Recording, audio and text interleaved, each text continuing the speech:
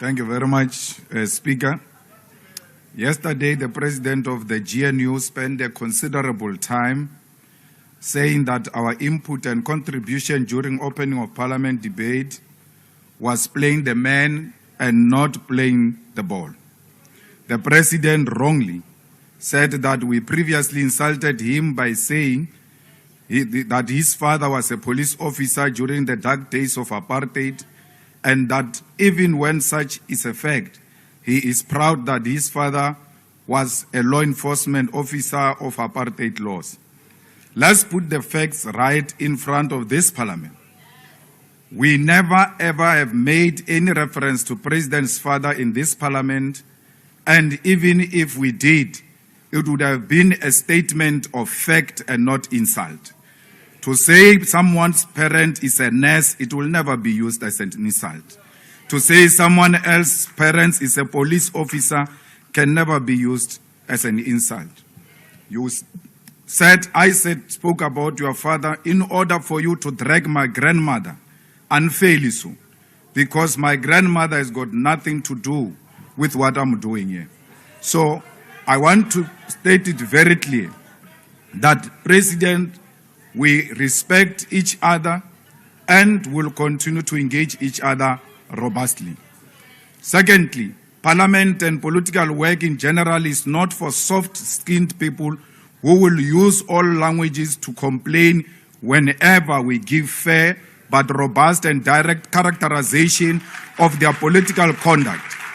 Here we speak truth and nothing else but the truth. In our characterization of the ball which you spoke about here, which you said we must play, we will also characterize the players to have a fuller picture of both subjective and objective political and ideological conditions. You can never only play the ball without understanding the strength and weaknesses of the player. We will also welcome, and this we did at a number of times, we welcomed and tolerated whosoever does that against us. When we get criticized by your side, even sometimes the political amateurs like Butima Namel, who come and attack us personally, we never respond to them. We never cry because we are not crybabies. We fight because we are fighters. Instead of crying, we fight. In politics, the individual's personal character is key to historical developments. Otherwise, why is there Nelson Mandela Day? The individual strength of Mandela is what we are drawn to reflect upon, learn from him as a leader, but more broadly as a human being.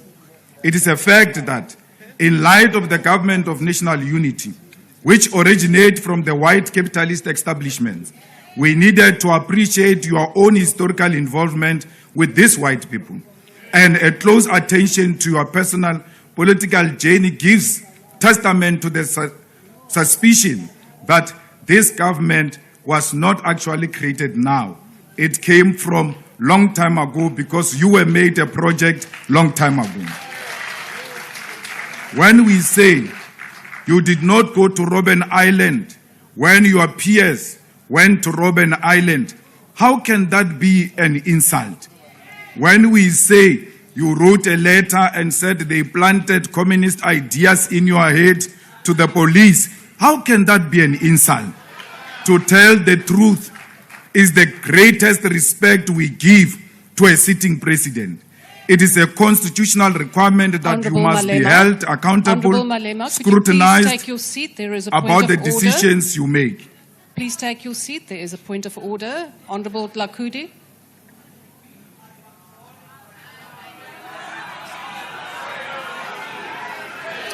Thank you very much, Honorable Deputy Speaker. Honorable members, order. I cannot hear the speaker. Honorable Deputy Speaker, I am standing on a point of order based on what the Honorable Malema said. Rule number 92. Honorable Deputy Speaker, the Honorable Malema referred to the President as a project, meaning that the President is acting on behalf of other people. So that is unparliamentary and it cannot be accepted. Thank you. Honourable members, I have listened to what the Honourable Malema has said, and I think that we do have to have robust debate, so I'm not going to sustain that point of order. Please proceed.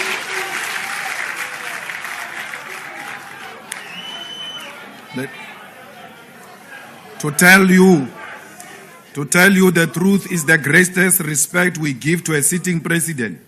It is a constitutional requirement that you must be held accountable, scrutinized about the decisions you make.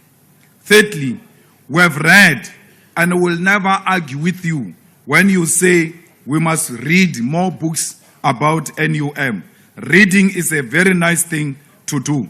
There are many books that we have read in relation to the formation of NUM. And we want to state very clear here that you read and called names of individuals who formed the NUM, which we say it was a project of the Oppenheimers.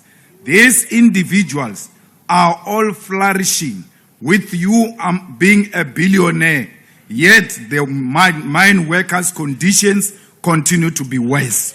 How do you form a union to go and save the workers, but the people who formed the union themselves are the ones who are succeeding, yet the mine workers are struggling? Mine workers in South Africa constitute to be the most exploited section of the working class in South Africa. Mine workers continue to be the most underpaid workers in South Africa compared the amount of wealth they extract from beneath our soil. Mine workers continue to stay in horrible conditions and informal settlement without water, roads, toilets, and without basic necessities. Mine workers continue to be the biggest victims of loan sharks, and with the biggest loan shark being Capitec. Mine workers continue to perish in occupational accidents. Solomon Nyerenda, Yvonne Mniz, and Priti Winnie Nkambule are still trapped inside a container in Lily Mine after the accident that happened in 2016, 8 years ago. Mine workers continue to live in communities defined by high levels of crime. When the mine workers protested for a minimum wage of 12,500 per month in Marikana 12 years ago, you as a director and a shareholder of London Mine, you did not take the side of the workers. You called for concomitant action, and 34 workers were massacred by the ANC government in Marikana. If you formed the union for these workers, why is the conditions remaining the way they are? The union was formed to suppress those workers. The conditions of mine workers in South Africa is applicable to many other categories of workers in South Africa. A lot of workers in South Africa live in absolute poverty, and there is no hope that their condition will change under GANU. If the history and fiction that you tell about the NUM and mine workers is anything to believe, why are mine workers still trapped in the condition they find themselves in today? Mr. President, it is almost a year since you went to Hammanskraal in June 2023 to admit to the people that you failed them after 31 people died after the cholera outbreak. To this day, the people of Hammanskraal still do not have clean, drinkable water. How can the president go into a place and find a crisis, and when he comes out of that place, the crisis remains? It doesn't only remain, it becomes worse. President, you went to Alexander and promised people 1 million houses. When we remind you that you promised people 1 million houses, you are going to say it's an insult. It's not an insult. Ke nnete. Le tsamaile lo botsa batho maka ba Alexander la re le tla ba fa 1 million houses. le mamotlhale le ntlo e tia le shidi asanga ya gagiwa after we ile kwa president wa botsa batho maka wa rutlo ba fa dintlo o tsamaile mo le minister Mkhunu la ya Giyane la fitla la botsa batho ba Giyane la re you are going to get water, and if you don't get water, action is going to be taken. What action? Minister Senzo Mkhunu is still a minister. If there was any action, it was supposed to be on him because the people of Giyane don't have water. Banu ba Giyane balaba mate, and you went to promise them water and you did not give them water. Here in Cape Town, you came here and established anti-gang unit. You said you are going to fight gangsterism here in Cape Town. After you left, the situation became even worse. Today, there are more police stations that are found here in the Western Cape, in Cape Town, which are involved in contact crimes. 4 out of 10 police stations in South Africa are found here, which are affected by drugs and gangsterism, which you said you formed a unit to deal with. You went to Mafike and called an imbizo and said the people must come and express themselves. Today, nothing has improved since you left Mafike. The people of Matlosana, Tswaing, Ratlo, Mafike, Madibe, and others do not have water, do not have dignified sanitation, and do not have roads, clinics, and clean parks. But because you make promises and fiction in your mind, these people are imagining their daily struggles. Mr. President, what is even more concerning is that even your 7th administration is characterized by fiction, supported by prepaid mainstream media. You continue with promises that you do not follow up on. Just recently, you went to the people of Kariega in Nelson Mandela Bay Metropolitan Municipality and promised them temporary houses in 30 days after they suffered recent floods. These people are still waiting for houses. 30 days has gone and passed. Until we clarify the roles and intentions, we will never support this budget vote 1 on the presidency because it is a waste of government resources. A lot of money is being spent on useless things instead of redirecting those resources into the projects that are beneficial to the people of South Africa. We don't understand.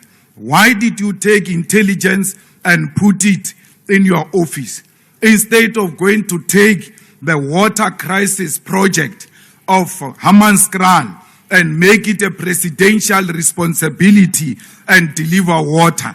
Let that water crisis sit in the office of the president if you mean it. We don't have a crisis of intelligence. That thing is imagination. The crisis is water in Giyane. Why is water not in the office of the president? Because that's what we are faced with. Why is crime not in the office of the president? You have something called evaluation and monitoring, which can monitor itself. How can it monitor other ministries? It has got no capacity to monitor itself. So we are making a call that instead of having these useless departments in your office, bring police in your office, because crime is a serious issue in South Africa. Children are being killed, women are being raped. Those are matters that the president should be occupied with and be worried about. Not this thing of wanting to be with your faction in your office, even when it is not helpful to you. Let's take serious responsibilities into the office of the president. Let us reduce the cabinet and do away with deputy ministers. What you did to Honorable Sihle Zikalala is painful, that thing. When you see Sihle sitting down on a chair and that white man of a minister sitting next to him, but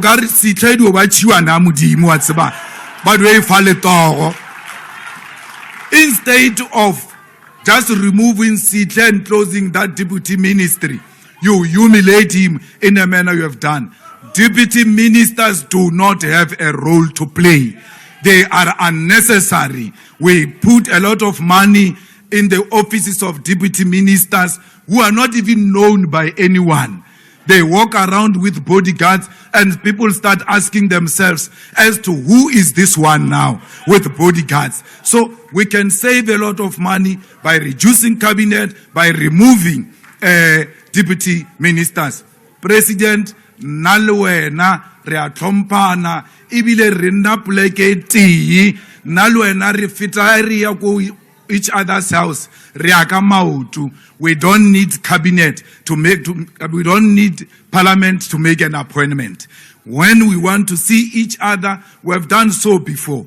And I criticize you even when it is just the two of us. I'm not criticizing you here because I see these honorable members of parliament. We will continue to engage each other robustly. You asked me a question and said, where were you? It was biologically impossible for me to be there. So don't question me. Go and question my mother and my father why I was not there. But when the time came, I showed up. And when the time came, I never sold out. When the time came, I was never a collaborator. I came at an early age and nothing will remove me. Attempts were there to silence me with the story of being disrespectful. I'm not disrespectful. I engage robustly. A ke rapeletse boroko ka budulala. Nna a ke chabe motho, ke chaba maka, ke bolela nnete. Musho wa dinonyana utlowa in less than 2 years. Awe musho wa dinonyana awe.